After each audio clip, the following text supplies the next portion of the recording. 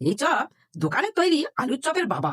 পেঁয়াজি আর বেগুনিকে এক নিমেষেই হার মানিয়ে দেবে। শুধু একবার বানিয়ে দেখুন, রোজ রোজ দোকান থেকে চপ কেনার কথা ভুলে যাবেন। দেখুন, এটি বানানোর জন্য আমাদের কিছুটা ঘরোয়া পালং শাকের প্রয়োজন পড়বে।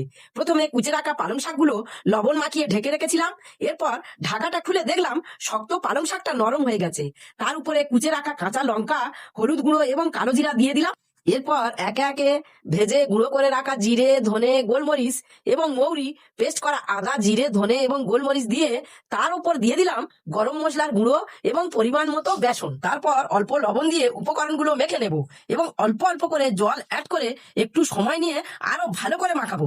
যতই মেখে নেব পালং শাকের বড়াটা তত সুস্বাদু হবে। এবার সেই একই জিনিস কড়াতে তেল দিয়ে মাখাটাকে বড়া আকারে দিয়ে দেব এবং উল্টে পাল্টে লাল লাল করে ভেজে নেব।